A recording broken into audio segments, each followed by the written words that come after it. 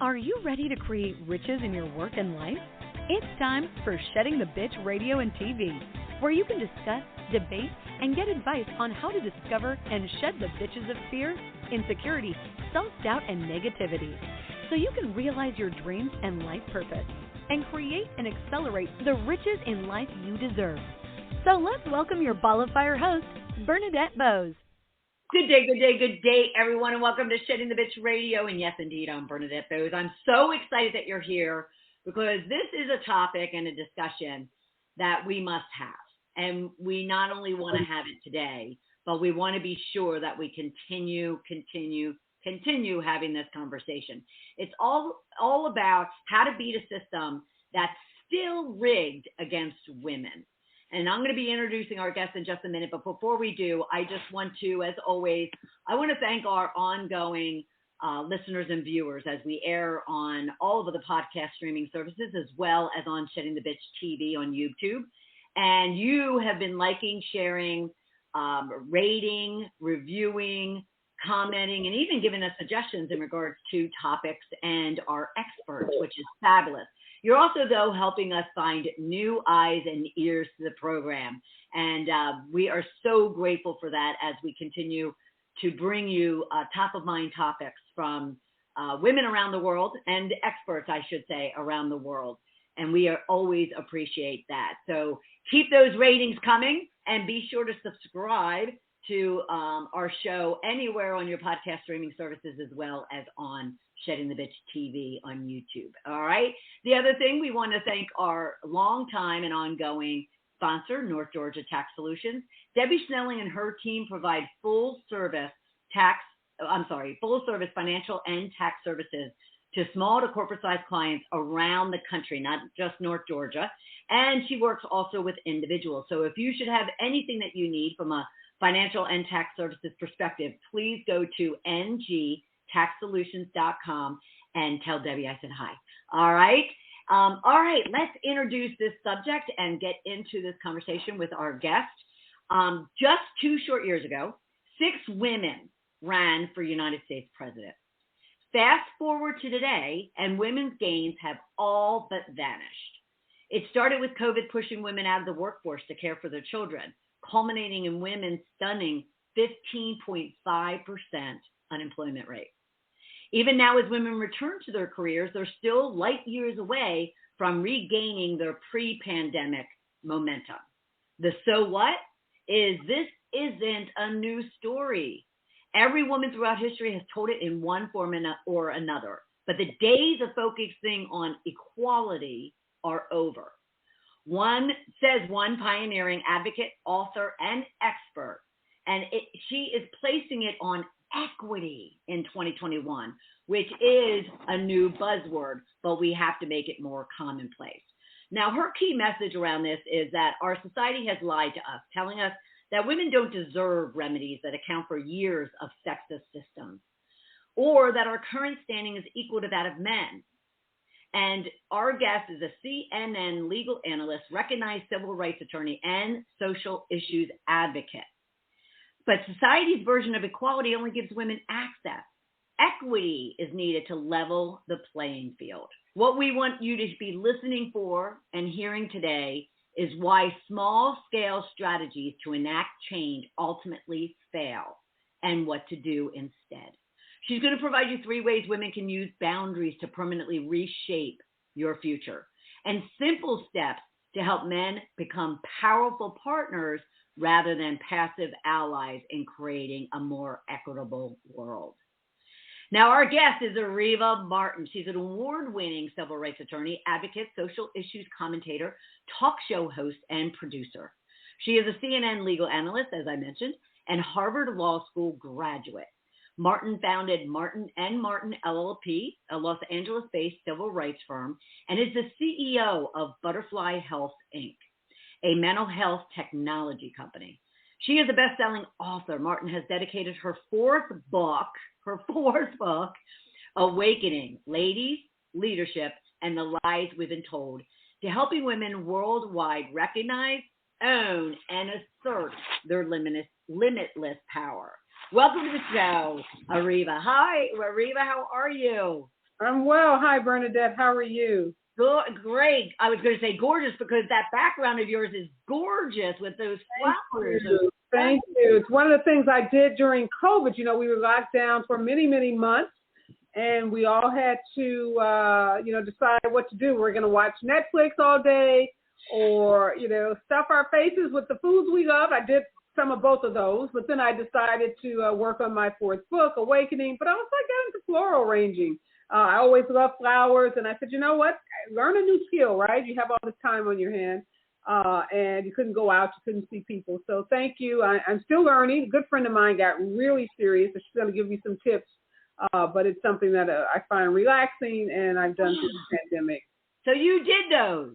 I did them, yes. That's my Martha Stewart. I got my Martha Stewart on. Yes, I did those. No, that's your Areva Martin. That's your Areva. They're beautiful. Thank you so much. Yeah, they're beautiful. Let's see if you hop from legal analyst, CNN commentator to florist. Floral designer, yes. I think we all have some creative, pieces and parts in our personality. It's just how they manifest themselves. And, it doesn't have to be one way, right? It could be lots of ways. Right. So floral designing is something I enjoy.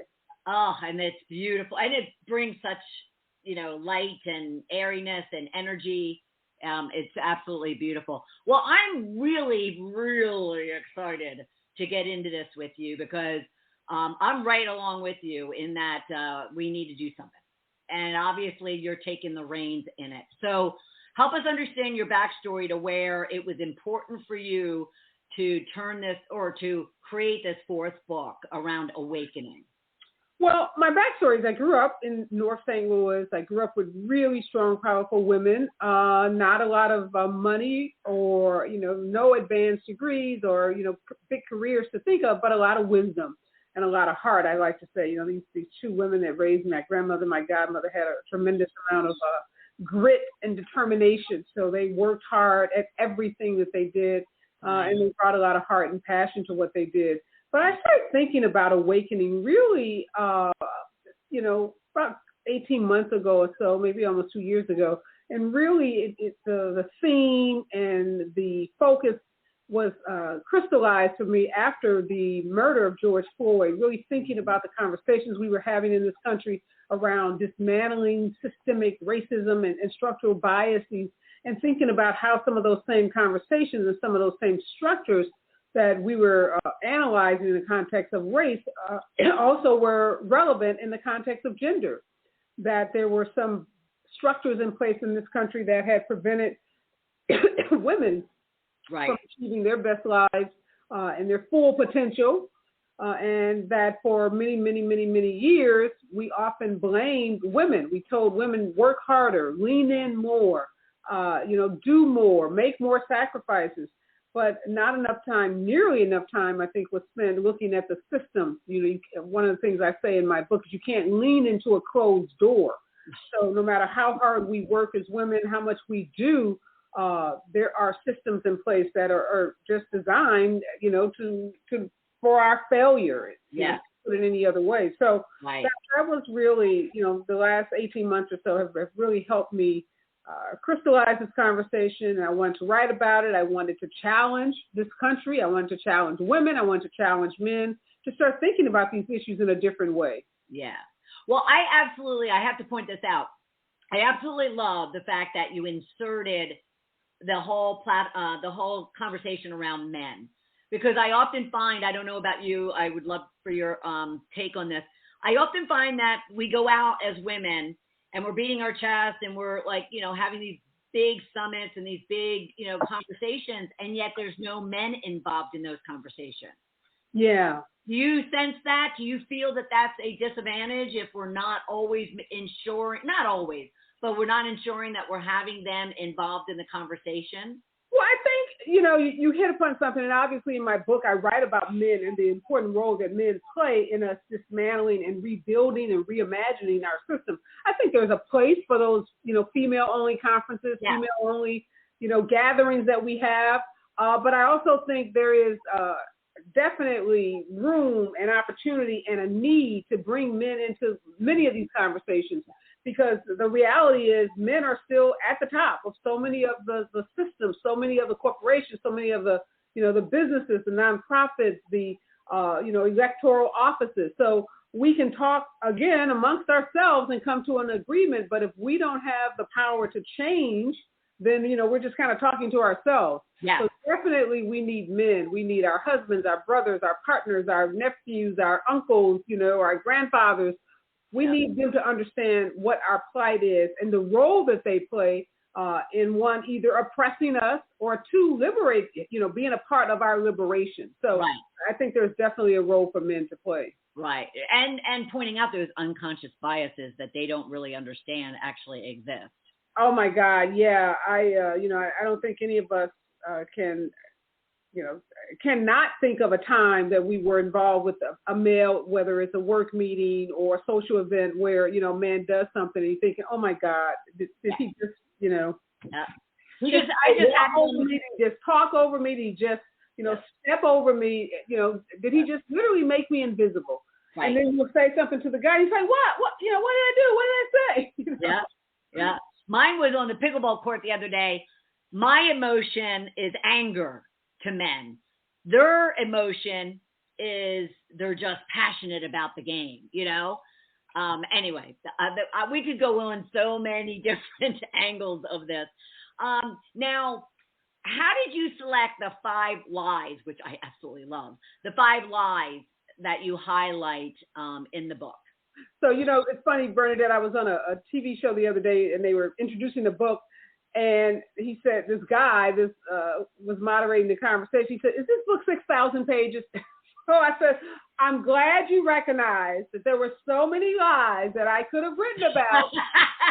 Obviously couldn't write a 6,000 page book, but it was good to hear a man say, oh my God, only 5. So, I had to do a lot of soul searching. I had to do a lot of revisions. I had to talk to a lot of people. I had to, go over this lots of times with my editor, because there were a lot of lies that we've been told. But I wanted to focus on those that I think most women hear all the time, no matter what your race is, no matter even what your age is or your background, that you're going to hear this at one point or another. And so, it was after conversations with women, going through my own personal experiences, that I was able to whittle down that 6,000 page book that my male friend suggested I should have written down to these 5. Wow. Well, you can turn it into a series. Yeah, I could. There are lots of other lies that definitely need to be called out. But I really just want to focus on, again, what I think, and one of the reviewers that read my book said, one of the big reviewers, I don't know if it's Kirkus or Publishers Weekly, talked about the fact that, it isn't just a book about me or my personal experiences. Right. It's really a book about the women that I've encountered in my professional life, my personal life. And these are the stories that I hear most from these women. Yep. And which is what we need to really pay attention to and spend time with.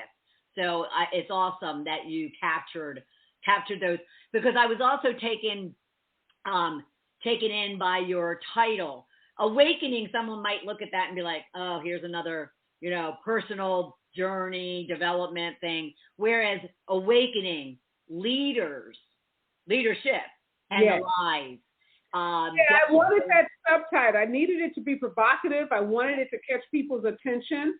And again, it's not my personal awakening. This is a call to action, a manifesto of sorts to all women to say, look, ladies and men, we've got to wake up here. We're, the definition of insanity is to keep doing the same thing the same way and expecting a different result. Yeah. So we can't keep going the way we've been going and expect things to change. We really have to look at, what's at the core of, women's, when we look at our success, as you said, women made so much progress. We were super excited. We were rooting for all these women who were running for president. It never happened before in this country. And then COVID hit, and women are, we've been knocked back. So we make one step forward and then like 10 steps backwards. Yeah. So we don't want to keep repeating this for future generations. Absolutely not. But I also need to point out, Areva, I think you came up with your title of your second book, the next book, the 5th book, and that is Call to Action, a Manifesto. Yeah. I'm all about the action piece. I wanted to raise awareness. I wanted to be provocative. I wanted to challenge people. And I wanted people to say, well, what are those lies? Because you say that somebody's been lied to, of course, the next question is, well, what's the lie? Yep. So it was really important for me to just call it out. We're in this era, people say they're tired of everybody being so PC. So guess what? We're not being PC anymore. We're just calling it like we see it. Absolutely. Pull no punches. Yes, absolutely. Pull no punches. So what would you say have been your biggest obstacles through your own journey that then really kind of resonated with you to be able to share? Because that's awfully vulnerable and challenging for people to do. But what would you say your biggest obstacles have been? I would say, preconceived notions that women of color, we still suffer a tremendous amount from, racist, sexist, tired tropes about who we are and what we have to offer the world. That we're overly sexualized, that we are promiscuous, that we are lazy. The welfare queen that was invented under the Ronald Reagan administration. So a lot of those tropes, even though women like me, have gone to college, we've gone to graduate school, we're successful entrepreneurs, we've overcome a lot and we've achieved what some people believe to be incredible success, we still suffer from many of the same sexist and racist tropes. So whether somebody is looking at me thinking, here goes a quote unquote welfare queen, they may, again, have some preconceived notion that women of color are, not as hardworking, not as hard charging, not as aggressive about, work. The trope that we're often loud, that we are angry. If we assert ourselves, if we stand up for ourselves, we get labeled, angry. So I suffer, like all women do, and definitely women of color do, from antiquated, outdated stereotypes. Right. So what would you say you did? Because obviously you're very successful, and you've accomplished so much in your career and in your life. How did you overcome it? What can you share with other people about what you did to overcome it? Yeah, I don't know if I overcame it as much as I became aware of it, and I made a conscious decision not to allow it to hold me back and to control those things that I can control. But, there's still, again, the reason we talk about structural sexism, gender bias, racial bias is because there's some things we just can't control. But what I did was to say, okay, let me, recognize it so that I don't think it's me, that I'm not crazy, I'm not making this up. So when these things happen, these microaggressions, these, attacks occur, that I don't, somehow internalize it as something that's wrong with me. That I, one, call it out, and then two, I do the best I can with what I can control. So, whether that's accepting that I can't control if you hire me, right? If I'm not the boss, if I'm not in charge of the hiring decisions, but I can go to that job interview being as prepared as I can be. I can do the work to position myself to be the best candidate for that job. So I can put myself in that position to the best that I can be. And then sometimes, again, it's out of my control what happens. But just being that way, putting myself in that position gives me confidence, gives me a sense of accomplishment. I'm not going to get every job. I'm not going to get every position. I'm not going to get every opportunity. But as long as I know I'm doing everything that I can control to the best of my ability, then that gives me a sense of purpose and a sense of accomplishment. Yeah, absolutely. Almost like shutting everybody else out and I love what you said about controlling what you can control. Yeah. And I think too often, again, as women, we internalize things we can't control. We then let that rejection, we let the failure to get that promotion somehow be something's wrong with me.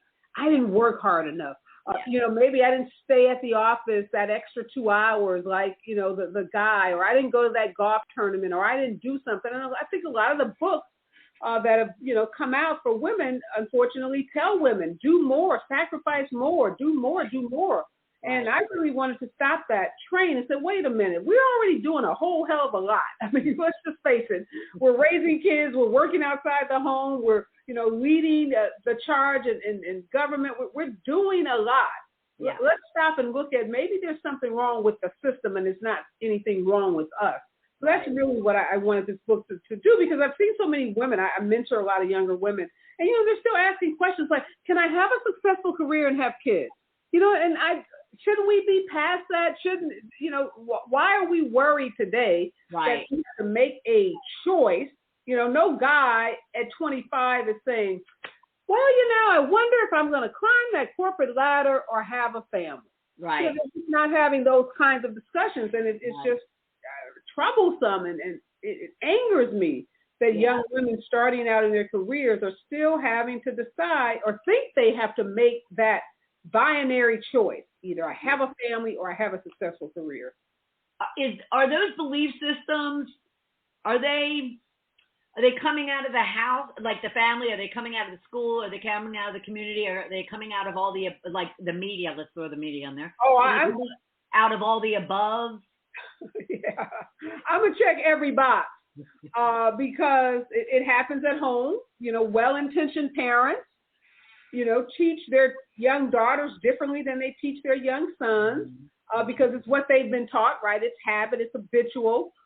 They bought into it themselves, and many times as parents, we do the best we can, and we do what our parents did, and sometimes we're repeating really bad habits that our parents had. So a lot of it's coming from home, definitely in the school setting, again, because that conduct has just been perpetuated for so long. It's robotic in many ways, like boys are good in science and math, and girls are good in, some other kind of topics.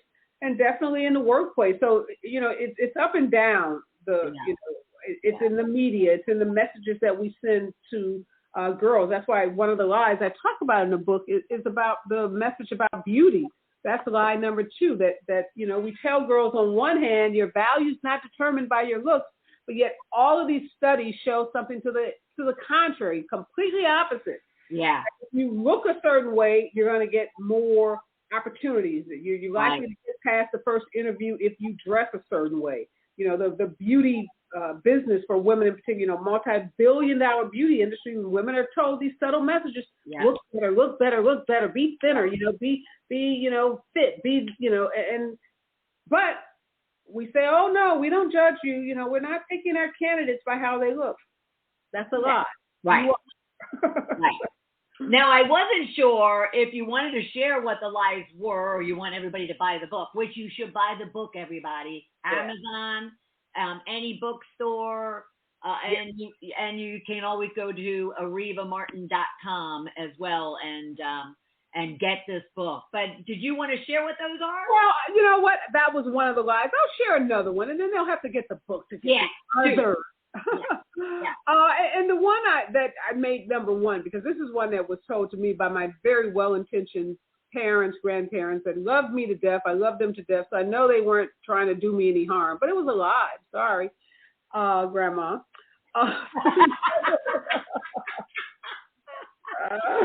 She's deceased, and I'm not, I love her to death, so it's not a this to my grandmother, who I owe everything to. Right. Because she was told the same lie. That's the problem. And it's that the system will recognize your hard work. So, if you grow up, particularly as a woman of color, Black woman, you're told you got to be twice as good. You got to work twice as hard. You got to show up earlier. Get there earlier, stay later, work twice as hard. And that's really ingrained. It's a big part of our culture as African Americans, and particularly women. And I bought into that. And I pride myself on having this incredible work ethic. You can't outwork me. If you give me a job, I'm going to be the person that's literally there an hour early. I'm going to stay an hour late. I'm not going to lunch. I'm not taking breaks. I can work around the clock, 24 hours, 48 hours. Doesn't matter. I'm going to get the job done. And that's a wonderful trait to have. It makes you reliable. People like hardworking people, right? But the lie is that was enough. That if you did that, that would be all you needed to do to get ahead. So I don't want to make people say, hey, don't work hard. That's right. Right. Because working hard is a good thing, and having a strong work ethic is still valuable in our society. But what my grandmother and godmother and my teachers and even a lot of my mentors didn't tell me was that guy sitting next to you, one, may not be working as hard, and two, won't have to work as hard because there's some other systems and structures in place that are going to promote him and give him opportunities that you'll never get, and you'll never even that playing field by your hard work. Right. That's the part I wanted to make sure that young girls, younger women, and women, no matter where they are in their age or their career life, understand that we got to be smarter than that. We can't buy into that old just work harder, which is what so many folks tell us. Yeah. Yeah. I was told, you have to work hard to play hard, or you have to earn it to get it. And yeah, I mean, it was good at the time, but it turned me into an absolute maniac, but that's for another day. So yes, I think it's very important. And are there ways for women that you would suggest to unlearn these lies and myths? Yeah. First of all, I think you got to be willing to acknowledge it. It's can be a very difficult process because it involves you having to think about women that you love and men that you love, like your parents and your grandparents. And, most of us are taught to revere our parents and our grandparents. So even the thought that we would, reflect on something that they told us and now have to reject it can be a painful experience for a lot of people. It can be, they feel like they're being disrespectful or they're being ungrateful or, they're challenging authority figures in their lives that they were always taught to respect at all costs. So I think, first of all, you've got to be willing to come to grips with your parents loved you. They do love you, and they loved you, and the information they were giving you was given to you out of a sense of love. But it can be wrong, right? I mean, parents can be wrong, and as parents, and I'm a parent of 3, I've had to say to my kids on many occasions, I was wrong about that. I thought it was X, but it was actually Y.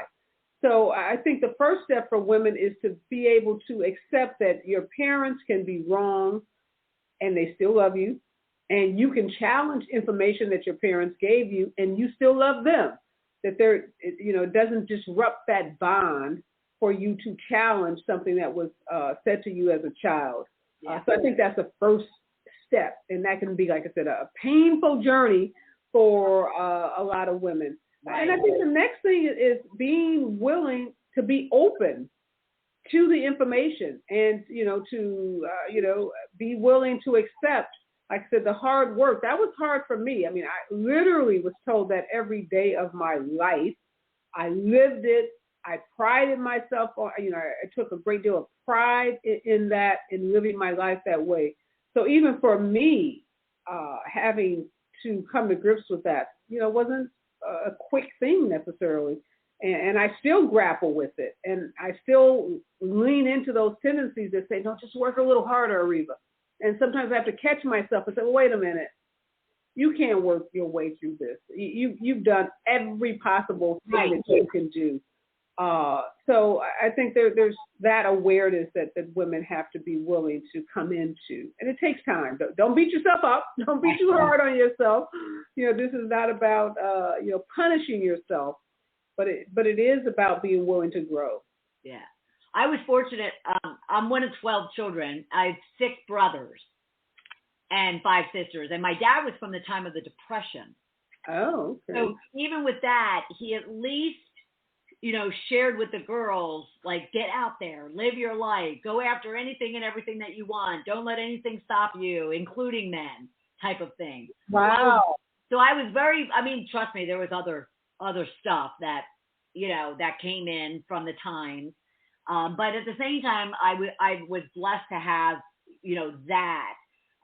But yes, it's women just need to kind of, and I think for me being 59, you also get to a place where you're like, I really don't care what anybody else thinks and what I should or shouldn't be doing. I know what I should be doing, But I know you're doing the interview and you're asking the questions, but I am curious about how did you get to that place where you just said, this is about what's important to me.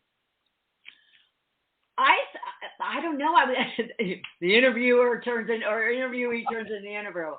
It just all of a sudden in my mid 40s, I just had gotten to a point where I was kind of always doing my own thing, you know, beating my own drum, as they would say. But yet I was the noise around me I just had to silence it.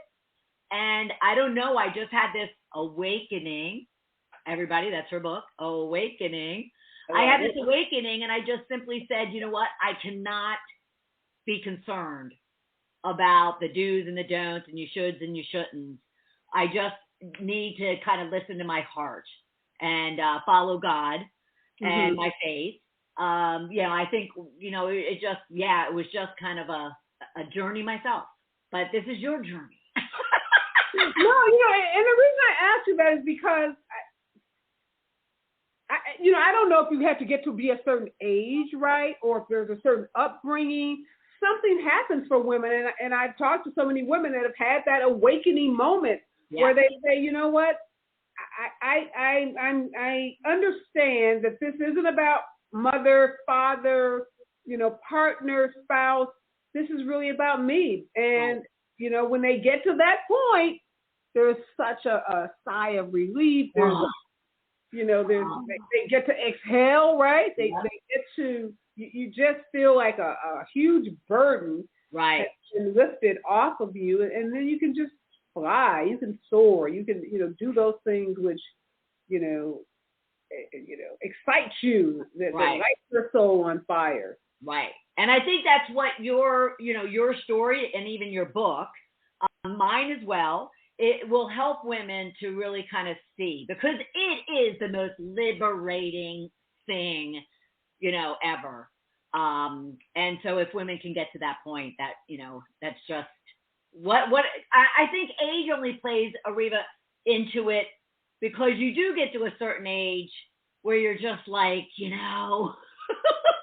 I've worked hard, I've played hard, I've raised my children. I don't have children, but I raised my children. I've taken care of the community and my family.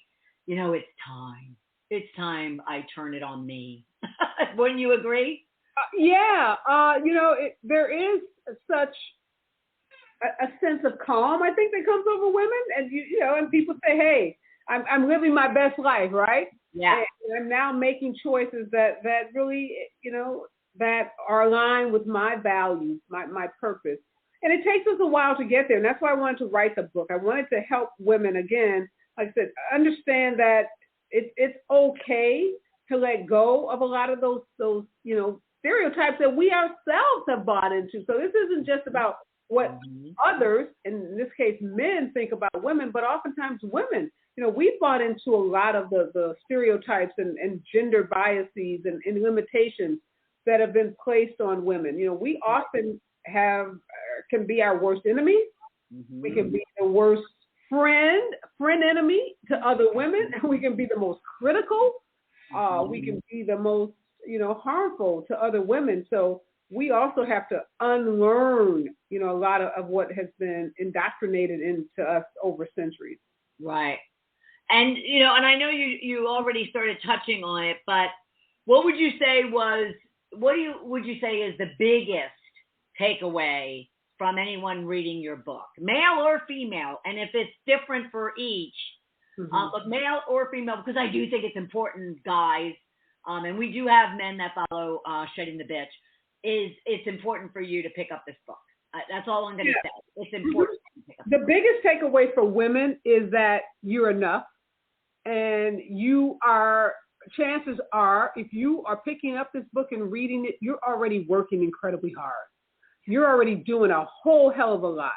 Yeah. And now it's about how do you help play a role in changing a system so that system recognizes what you're doing and not keep stressing yourself out to do more. So that's the takeaway I really want women to take away, is that they have the power to change the system, and let's work on changing the system, and let's go a little easier on ourselves because we've already done a lot.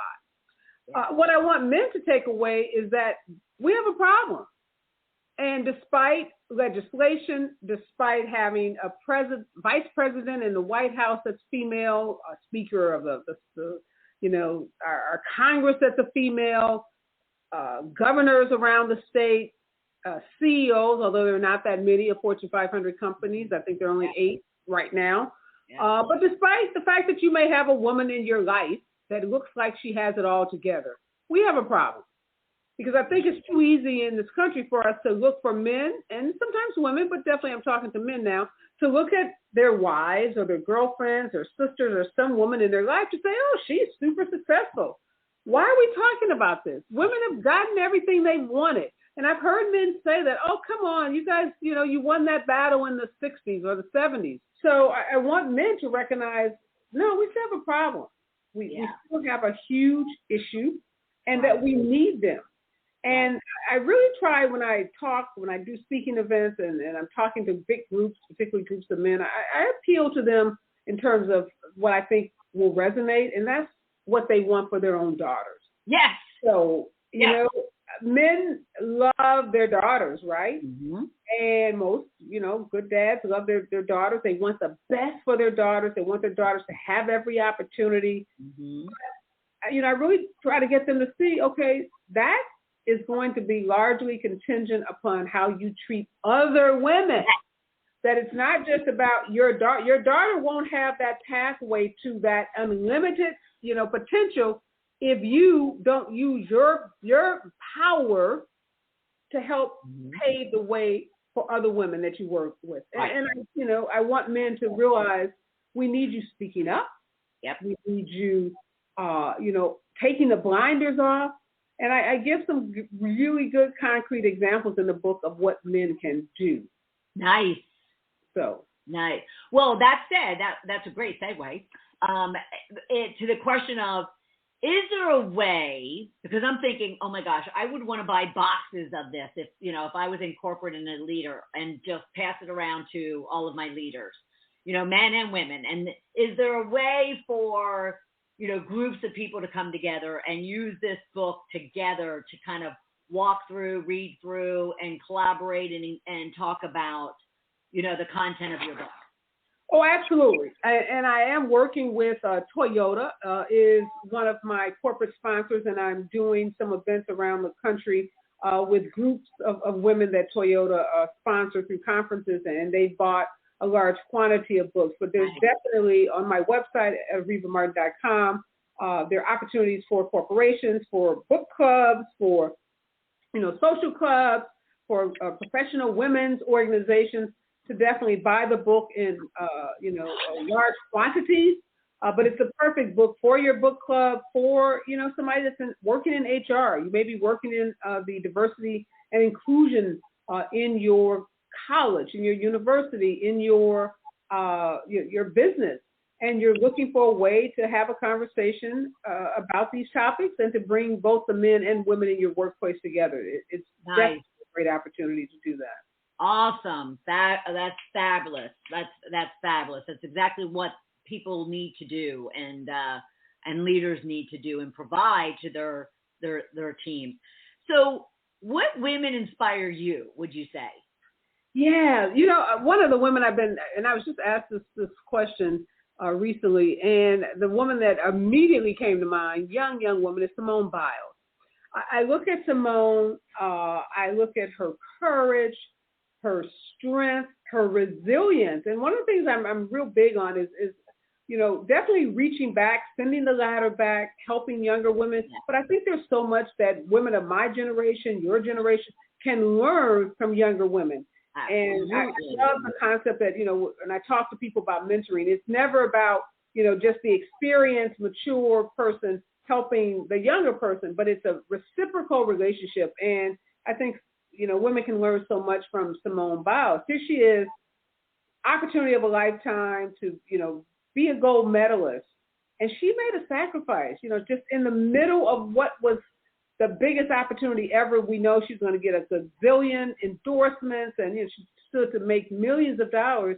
And she took time out and says, my health, my mental health is more important than my career. And this, first of all, I'm going to get so many more opportunities. I'm a young woman, so it's going to be so much more. And a lot of women wouldn't have the courage to do that. They would have just motored through because it was what it was expected of them.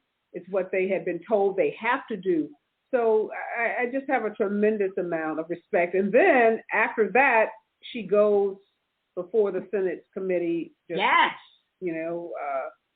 This last couple of, weeks, months, courageously with her co-gymnast,